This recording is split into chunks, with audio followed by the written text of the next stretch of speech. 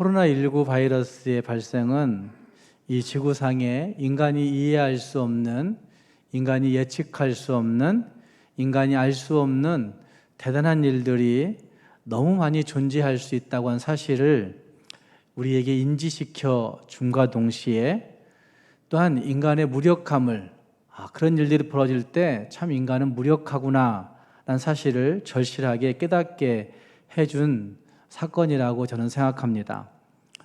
성도들에게도 이것은 예외는 아닐 것입니다. 이와 같은 일들을 지나가면서 우리는 하나님의 뜻이 어디에 있는가, 도대체 하나님이 우리에게 무엇을 원하시는지 이런 것들을 물으면서 하나님 앞에 겸손한 태도를 취해야 한다고 생각합니다.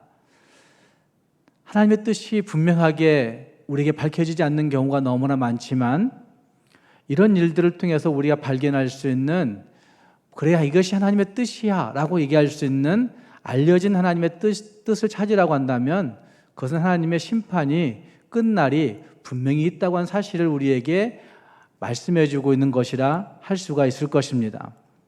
그렇기 때문에 우리는 이와 같은 일들을 지나가면서 하나님의 뜻 앞에 굴복하고 겸손한 태도를 취하는 성도여야 한다는 말입니다. 성도들에게 이것 아니어도 참 많은 위기의 순간들이 우리에게 다가올 때가 많습니다. 물질적인 위기가 다가오기도 하고 자연재해로 인한 위기, 육체적인 질병으로 인한 위기, 정신적인 위기, 관계로 인한 위기의 순간들이 우리에게 종종 다가옵니다.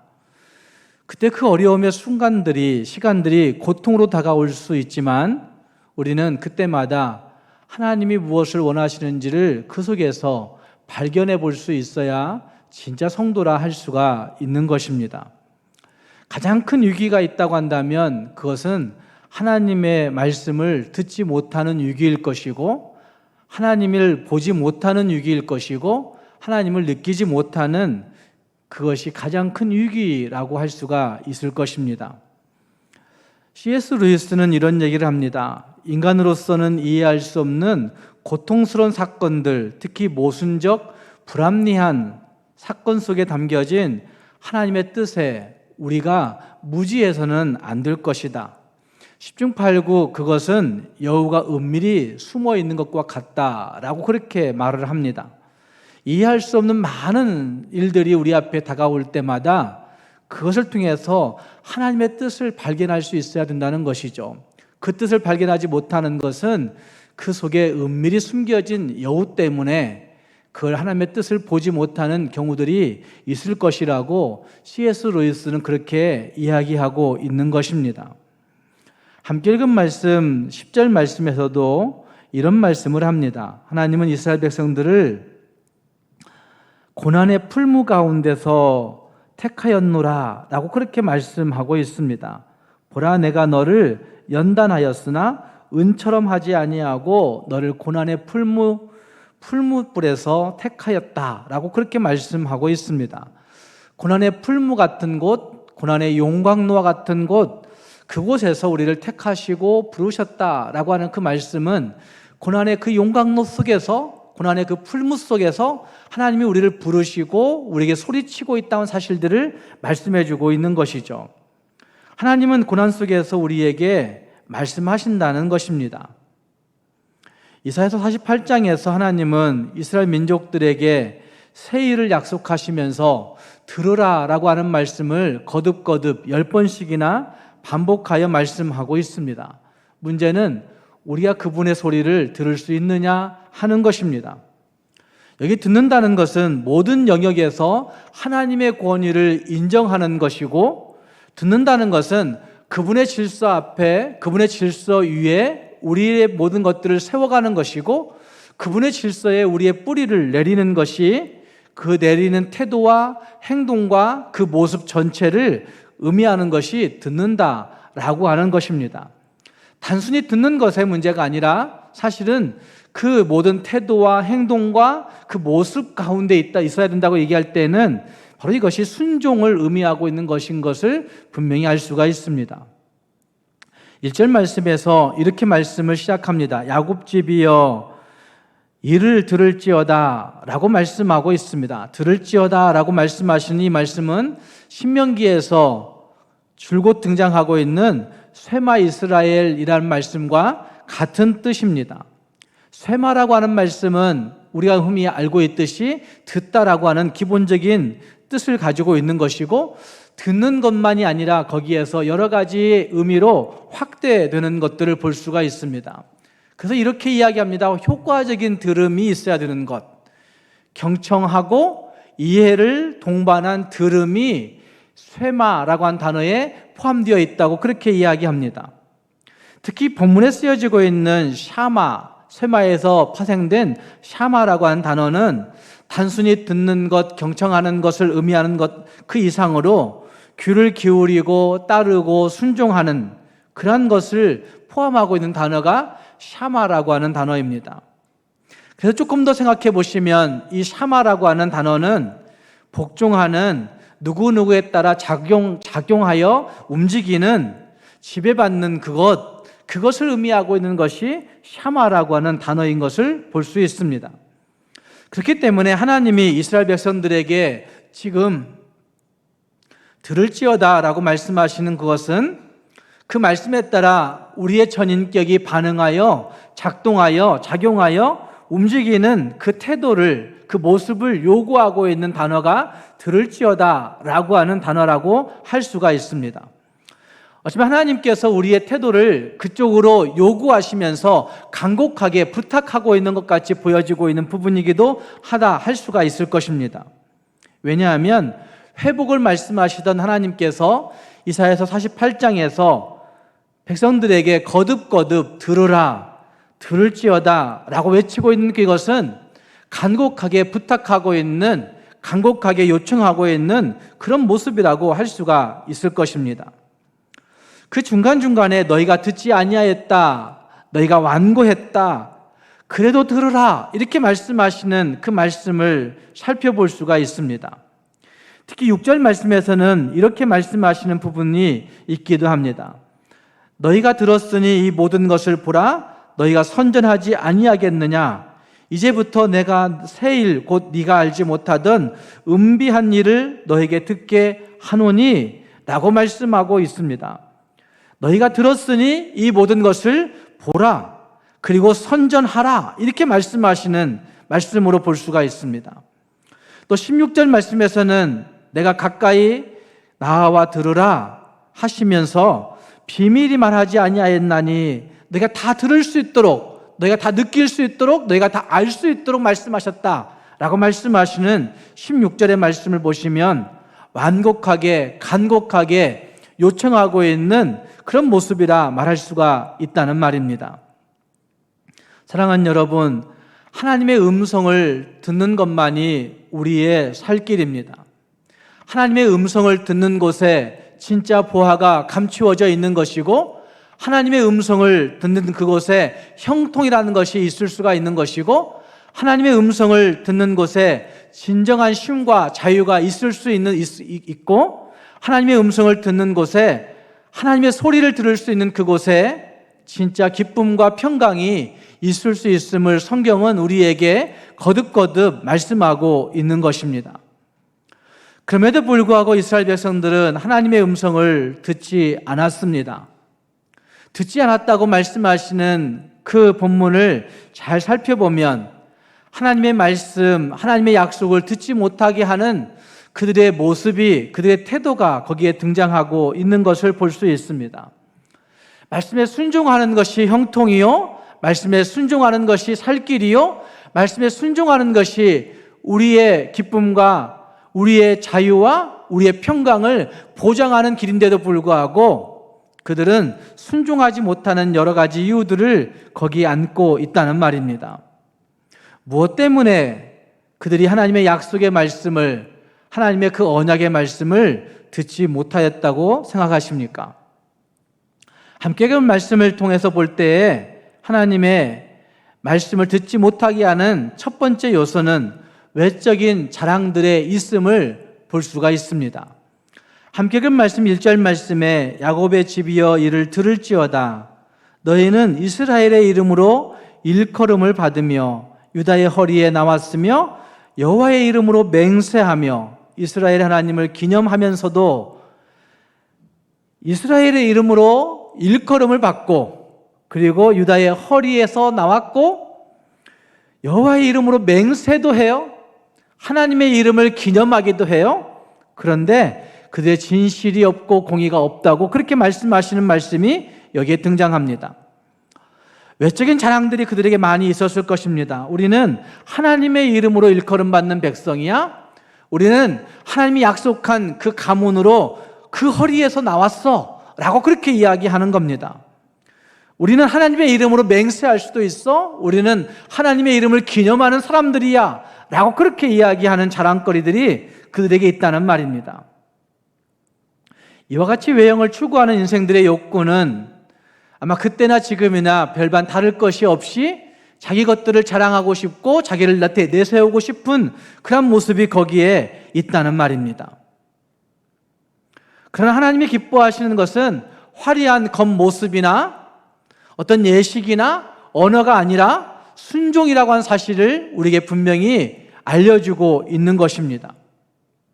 하나님의 이름으로 맹세하면서도 하나님의 이름을 기념하면서도 진실과 공의가 없었다는 얘기는 하나님의 이름을 맹세하면 무엇하느냐? 하나님의 이름으로 기념하면 무엇하느냐? 오히려 순종이 더 중요한 것이다. 이렇게 말씀하는 것으로 볼 수가 있습니다. 겉과 속이 다른 삶을 살아가는 백성들을 지적하고 있는 것이죠. 겉모양은 멀쩡하고 화려하고 그럴듯한데 실제로 내면은 엉망인치로 살아가고 있는 현대인들을 향하여서 하나님이 말씀하고 있는 것이라고도 할 수가 있습니다. 겉으로는 훌륭한 신앙심의 소유자가 되고 겉으로는 뛰어난 교수일 수도 있고 겉으로는 뛰어난 정치인일 수도 있고 겉으로는 뛰어난 제어가일 수도 있고 겉으로는 뛰어난 사업가나 뛰어난 화려한 직분과 직책을 가지고 있는 사람일 수도 있습니다. 그러나 그 뒤에는 자기의 검은 욕망을 채우는 데 급급한 자기 이름을 내세우는 일에 급급한 그런 사람들이 이 땅에 얼마나 많은지 모릅니다. 저는 항상 하나님을 두려워하며 살아갑니다. 하나님을 무서워하는 부분이 분명히 있습니다. 왜냐하면 하나님께 징계받은 사람들의 모습을 어려서부터 무척 많이 보아왔기 때문에 그렇습니다. 하나님을 두려워하고 예수님을 두려워합니다. 성령님을 매우 두려워합니다. 성령님이 우리에게 작용하시면 어떤 일이 벌어지는지에 대해서 느끼고 있기 때문에 두려워합니다. 그리고 제가 제일 두려워하는 사람이 있다고 한다면 그 사람들은 저희 집사람과 저희 아이들입니다. 왜냐하면 그들은 저희 민낯을 다 알고 있기 때문에 그렇습니다. 제 삶의 경건성을 낱낱이 그들은 알고 있고 제가 얼마나 하나님의 영광을 두려워하는지를 그들은 알고 있고 그들은 제 말과 삶이 하나님의 말씀 앞에 얼마나 부합하는지를 알고 있기 때문에 저는 그들을 두려워할 수밖에 없습니다. 하나님을 높이고 교회를 생각한다며 말하고 있는 제 내면을 그들은 저의 외면을 통해서 엑스레이 찍듯이 보고 있기 때문에 그렇습니다. 사무엘상 15장 22절 말씀에서 사무엘이 이르되 여호와께서 번제와 다른 제사를 그의 목소리를 청종하시는 것을 좋아하심같이 좋아하시겠나이까? 순종이 제사보다 낫고 듣는 것이 순양의 기름보다 나으니 라고 말씀하십니다. 23절 말씀에서는 그런 말씀하십니다. 이는 거역하는 것은 점치는 죄와 같고 완고하는 것은 사신 우상에게 절하는 죄와 같음이라. 왕이 여호와의 말씀을 버렸으므로 여호와께서도 왕을 버려 왕이 되지 못하게 하셨나이다 라고 말씀하시는 말씀이 등장하고 있는 것을 볼 수가 있습니다. 어쩌면 우리는 종종 내가 알고 있는 종교적인 어떤 지식으로 다 할 수 있다고 생각합니다. 자기의 지식과 경험들을 동원하여서 자기의 불순종을 합리화시키려고 하는 일들이 사울왕의 때나 지금에나 동일하게 있다는 말입니다. 그러나 어떤 이유도 하나님 앞에 통하지 않습니다. 말씀이 주어졌을 때 여러 가지 세상적인 경험이나 지식으로 어떤 환경으로 재해석해서 합리화시켜서 받아들이지 마시고 하나님 말씀을 그대로 있는 그대로 우리에게 적용하여서 순종하는 것, 그 순종이 있을 때 진짜 하나님의 백성이라 할 수가 있다는 말입니다. 순종하지 아니할 때 그 말씀을 자기 나름대로 재해석해서 합리화시키려고 할 때 하나님이 버리실 수도 있다라는 사실을 보여주는 말씀이 사무엘상 15장 22절과 23절 말씀에서 우리에게 나타나고 있다는 말입니다. 하나님이 기뻐하시는 것은 예식이나 예배나 언어나 형식이나 우리의 외형적인 것이 아니라 진실입니다. 하나님 앞에 서 있는 그 진실함, 그 성실함, 거기에 있다는 말입니다. 우리는 그 예배의 형식이나 아니면 우리의 직분의 거룩함 안에 자기 자신의 진실을, 자기 자신의 성실함을 숨기고 있을 때가 많이 있습니다. 그리고 나는 최선을 다했다고 나는 스스로 이 정도면 괜찮다고 생각하는 그런 경향성들을 가지고 있다는 말입니다. 사랑하는 여러분, 하나님을 섬긴다는 우리는 정말 괜찮은 것입니까? 하나님을 섬긴다 말하고 있는 나는 이래도 되는 것입니까? 우리 자신의 내면들을 다시 들여다보면서 만약 우리도 겉과 속이 다른 모습들이 있다고 한다면, 말과 행동이 다르다면, 우리의 형식과 내용이 다르다면 하나님께서 우리를 동일하게 책망하실 수도 있겠구나 라는 사실들을 기억하면서 하나님 앞에 겉과 속이 다르지 아니한 그런 모습으로 주의 말씀을 있는 그대로 순종하며 살아갈 수 있는 우리 모두가 될 수 있기를 주님의 이름으로 축복합니다. 또 한 가지의 하나님의 소리를 듣지 못하게 하는 태도, 두 번째는 변명과 핑계의 모습인 것을 볼 수 있습니다. 함께 그 말씀 2절 말씀에 그런 말씀을 하고 있습니다. 그들은 거룩한 성 출신이라고 스스로 부르며 이스라엘의 하나님을 의지한다 하며 라고 그렇게 이야기합니다. 그의 이름이 만군의 여호와라고 하나, 하나님을 너무나 잘 알고 있는 거죠. 스스로 내가 누구라고 이야기합니다. 내가 하나님을 이렇게 의지한다고 이야기합니다. 내가 하나님의 이름을 만군의 여호와라고 그렇게 부르고 있다고 자신 있게 이야기합니다. 변명하고 핑계하는 그런 일들일 것입니다. 이스라엘 백성들은 하나님께 갖다 붙일 수 있는 이름 중 가장 큰 이름 같이 보이고 가장 높은 이름 같이 보이고 좀 더 경건한 것 같이 보일 수 있는 이름을 하나님의 이름 앞에 붙여서 사용했을 것입니다. 우리도 그렇지 않습니까?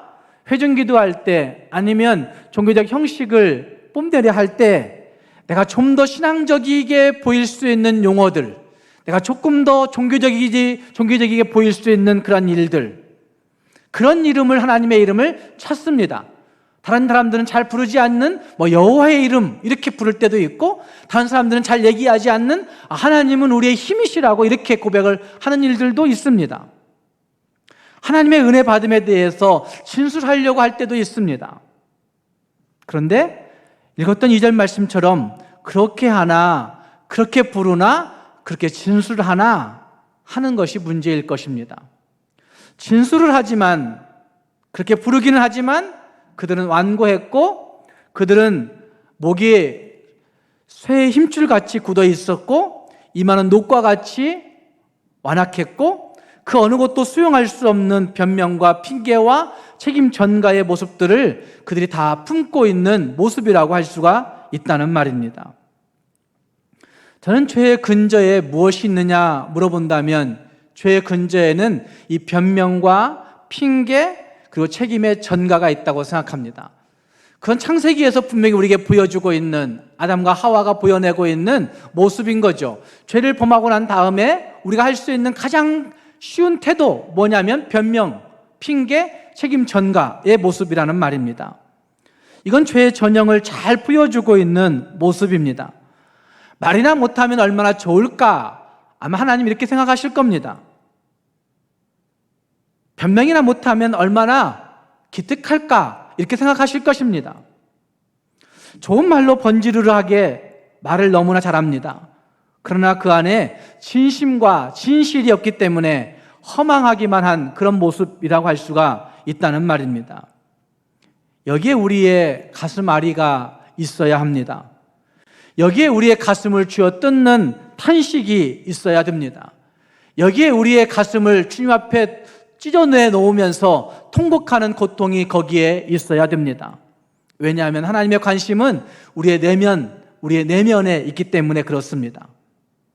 조용히 머리 숙여 눈물 흘릴 시간이 우리에게 필요합니다. 그래서 예배가 끝나고 나면 조용히 그 말씀들을 다시 묵상하면서 흐느끼는 모습들도 있어야 되는 것이고, 아니 예배 전에 나와서 하나님 앞에 내 내면의 모습들을 다시 낱낱이 고하면서 하나님을 바라보는 태도들이 우리에게 필요하다고 할 수가 있다는 말입니다. 하나님은 우리의 겉모습에 결코 속지 아니하십니다. 그리고 한번 약속하신 것은 해로우실지라도 끝까지 지켜내시는 하나님이십니다. 우리도 하나님 앞에 아무리 자존심이 상해도, 아무리 힘들고 어렵고 창피한 일이 있다 할지라도 하나님 앞에 나아가는 영적인 깨어짐과 영적인 상실의 태도를 가지고 진짜 주님을 붙들므로 말미암아 주님의 약속을 다 받아 누릴 수 있는 우리 모두가 될 수 있기를 주님의 이름으로 축복합니다. 또 한 가지 우리가 하나님의 소리를 듣지 못하게 하는 또 한 가지 요소는 우리의 편견과 고집이라고 이야기할 수가 있습니다. 함께 읽은 말씀 4절 말씀에 내가 알거니와 너는 완고하며 너의 목은 쇠의 힘줄이요 너의 이마는 노시라, 이렇게 말씀하고 있고, 8절 말씀에도 그런 말씀을 하십니다. 네가 과연 듣지도 못하였고 알지도 못하였으며 너의 귀가 옛적부터 열리지 못하였나니 그 이유는 네가 정녕 배신하여 모태에서부터 네가 배역한 자라 불린 줄을 내가 깨달음이라. 완고하게 어릴 때부터 가지고 있는 그 고집과 편견이 자리 잡고 있는 그 모습인 것을 하나님이 아셨다, 이렇게 말씀하신 8절 말씀의 모습이 거기에 등장합니다. 이스라엘 백성들은 특별히 고집이 셌던 것 같습니다. 그래서 유대인들이 뭔가를 해내는지도 모릅니다. 좋은 고집은 때때로 일을 잘 추진하는데 굉장히 큰 역할들을 해낼 때가 있습니다. 불가능한 일들을 가능하게 만듭니다. 위기를 돌파하여서 그 일들을 이루어내게도 합니다. 좋은 고집이 그렇다는 말입니다. 그러나 고집에도 나쁜 고집이 있을 수 있습니다. 틀린 줄 알면서도 감정적으로 자존심으로 자기 자존심이 상하게 되면 그 일을 그냥 틀린 줄 알면서도 밀고 나갑니다. 그런 일들이 우리 앞에 너무나 많습니다. 이런 고집을 우리는 어떤 고집이라고 말합니까? 똥고집이라고 합니다. 옹고집이라고 합니다. 뻔한 일인데 고집을 피우면서 그것을 향해서 줄기차게 나아가는 거죠. 그 일 때문에 공동체의 관계가 다 망가지고, 그 일 때문에 주변 사람들이 절망하고, 그 일 때문에 주변 사람들이 고개를 절레절레 흔든 일들이 벌어진데도 불구하고 목에 힘을 주면 힘줄이 생기는데 마치 쇠의 힘줄같이 그냥 옹고집을 피우는 일들이, 고집불통의 모습이 거기에 등장하고 있는 것이죠. 잘못된 고집, 나쁜 고집은 왜 생기는 거라고 여러분 생각하십니까? 그건 상처 때문에 생긴다고 거의 동일하게 이야기합니다. 심리학자들, 상담학자들이 얘기할 때 왜 고집이 생길까? 그 고집은 상처 때문에 어릴 적부터 당했던 어떤 류의 거절감, 열등감, 또 어떤 경우는 그 우월감, 어떤 경우는 누군가의 깊은 상처로 말미암아 그 고집이 그 안에 형상화 되어져 가기 시작하는 거죠. 살면 살수록 그 고집을 더 눈덩이처럼 키워가며 살아가는 겁니다. 죄로 인한 다양한 상처들이 우리에게 있습니다. 그런데 그 상처들을 그냥 두고 살다 보면 융통성도 없어지고 이해심도 없어지고 자기가 옳다는 것들을 굽히지 못하는 그런 여유가 없어지고 자기의 생각만을 주장하는 일들이 있게 되는 것이죠. 8절 말씀이 말하고 있는 대로 모태에서부터 네가 배역한 자라 불린 줄을 내가 알았음이라. 듣지 않는 거죠. 자기 편견과 고집으로 똘똘 뭉쳐 들을 수가 없는 그런 상태의 모습으로 우리는 형성되어 있는지도 모릅니다. 그래서 그 상처를 예수 안에서 잘 해결하여 예수님의 성품이 내 인격이 되는 단계까지 성장하지 않으면, 성숙해지지 않으면 안 되는 그런 모습이 우리 안에 있는 거죠. 그 단계까지 이르지 않으면 우리는 언제 그 고집이 발동할지 모르는 그런 상태의 모습으로 이 땅을 살고 있는 것이죠. 그리고 그 고집이 발동하게 되면 우리는 제어할 수가 없는 상태가 되어지고 맙니다. 그래서 우리는 매일매일 훈련해야 되는 거죠. 주의 말씀 앞에 엎드려야 되고 그 말씀을 다시 묵상하고 적용해 봐야 되는 것이고 그 말씀을 암송하여서 다시 내 삶에 체계화시켜 봐야 되는 것이고 그 말씀을 통해서 내가 예수님의 제자로, 내가 예수님의 사람으로 예수님의 성품이 내 인격이 되는 것까지 다루기 위해서 서야 하는 모습들이 매일매일 훈련으로 되어진다는 말입니다. 죄인은 자신이 지은 죄를 인정하지 않으려는 속성을 가지고 있습니다. 죄를 지은 것도 실수한 것도 사실인데 팩트인데도 불구하고 그걸 인정하지 않습니다. 그때부터 우리는 고집을 피우게 되고 그 고집스러운 모습들이 반항적인 영이라고 이야기도 합니다. 그 나쁜 고집은 반항적 영에 사로잡혀 있는 것이다, 이렇게 해석을 하기도 합니다. 반항적인 영은 불순종하게 만들고, 반항적인 영은 변명하게 만들고, 반항적인 영은 핑계하게 만들고, 반항적인 영은 책임을 회피하게 만들고, 반항적인 영은 사건을 복잡하게 만들고, 반항적인 영은 자기 중심을 더 공고히 하게 만드는 그런 일들에 사용된다고 이야기합니다. 아이들을 보면 잘 알 수 있습니다. 아이들이 태어나면 가장 먼저 하는 말, 내 거야 라고 외치는, 내 거야 라고 외치는 그 말이 가장 먼저 한다고 합니다. 그리고 그 다음은 싫어, 싫어, 싫어라고 합니다. 누가 안 가르쳐 줬는데도 싫어란 말을 합니다. 내 거라고 뭉쳐대다가 그 다음은 싫어라고 그렇게 얘기합니다. 처음부터 반항하는 거죠. 수용하지 않고 거부하는 거죠. 그게 이 죄인의 성품을 가지고 있는 우리 영이라고 얘기할 수가 있는 거죠. 이런저런 핑계로 순간을 모면하려고 하는 태도들은 아주 어린 아이들부터 발생하는 모습들인 거죠. 그걸 누가 핑계대는 걸 누가 가르쳐주지 않았어요? 근데 잘 핑계대서 모면하려고 하는 태도들은 어린아이 때부터 가지고 있는 모습이라는 말입니다. 이게 바로 인간인 거죠. 요즘 시대를 일컬어서 반항의 시대라고 이야기합니다. 반항의 시대라고 진단합니다. 자기 기분대로 판단하고 자기 마음 드는 대로 결정하고 자기 감정대로 행동하는, 그래서 반항의 시대, 반항하는 시대 이렇게 이야기합니다. 그럼 반항하고 자기 마음대로 결정하고 판단해서 행동할 때 진짜 평안하고 기쁘고 행복할까? 아닙니다. 반항의 시대 가운데 우리의 내면은 더 불안해지고 있는, 우리의 내면 상태는 더 혼란스러워지고 있는, 우리 내면의 불평과 불만이 가실 줄 모르고 있는 그런 상태라고 하는 사실들은 아마 우리가 다 인정할 수밖에 없을 것입니다. 그러니까 하나님을 믿으면서도 이 반항적인 영의 사로잡힘으로 말미암아 우리는 매일매일 이와 같은 삶을 되풀이하며 이 땅 가운데 살고 있는 것이죠. 하나님을 믿으면서도 안 믿는 것보다 더 문제인 것 같이 계속해서 반항하고 있는 그런 모습들이 우리 안에 너무나 많이 있다는 말입니다. 사랑하는 여러분, 하나님의 소리를 듣지 못하게 하는 것이 가장 큰 문제입니다. 내가 가지고 있는 편견과 내가 가지고 있는 옹고집이 하나님의 음성을 듣지 못하게 만드는, 하나님의 소리가 우리 안에 뚫고 들어오지 못하게 만들어버리는, 그것이 가장 큰 문제라고 할 수 있다는 말입니다. 우리 모두가 나에게 하나님의 음성을 듣지 못하게 한 요소는 무엇일까 한번 생각해 보시면서 하나님의 음성을 잘 들을 수 있는 우리 모두가 될 수 있기를 바랍니다. 하나님께 붙잡힌 사람들은 순종해야만 합니다. 하나님의 말씀 앞에 반응하여 순종할 수밖에 없는 사람들이 하나님의 사람들이라는 말입니다.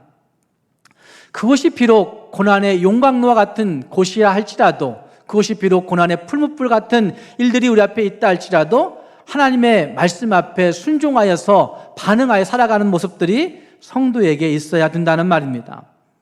함께 읽은 말씀에는 순종할 때 주시는 축복을 여러 가지로 소개하고 있습니다. 먼저 읽었던 말씀 18절 말씀과 19절 말씀을 보시면 이런 말씀을 하십니다. 네가 나의 명령에 주의하였더라면, 순종하였더라면 너의 평강이 강과 같았겠고 평강이 강과 같이 흘러 넘치게 된다고 말씀하십니다. 하나님의 말씀을 순종하게 되면 세상이 알지 못하는 평강, 세상이 줄 수 없는 평강, 세상은 도무지 이해할 수 없는 그 평강이 강과 같이 우리에게 흘러 넘치게 된다고 약속하십니다. 두 번째는 공의가 바다같이 물결처럼 넘치게 된다고 말씀하십니다. 정말 정의로운 세상이 되었으면 좋겠다. 정말 정의로운 일을 내가 행했으면 좋겠다. 이렇게 생각할 때가 많습니다. 하나님의 말씀 앞에 순종할 때 적어도 내가 살아가는 그 삶의 영역 거기에서는 공의가 바다같이, 바다 물결같이 넘치는 일들이 펼쳐지게 된다고 약속하십니다. 세 번째는 자손들이 바다의 모래같이 많아질 것이다 라고 말씀하십니다. 이거는 원치 않는 사람들도 있겠지만 그러나 성경은 이 약속을 주십니다. 자손이 바다 모래같이. 이 말은 숫자적인 의미에서만, 양적인 의미에서만 많아지는 것을 의미하는 것은 아닐 것이고 질적인 의미에서도 그 자손들이 하나님의 능력으로, 하나님의 영향력으로 세상을 정복해가는 일들을 표현하고 있는 말씀일 것입니다. 이것은 아브라함에게 주셨던 약속과도 같은 약속입니다.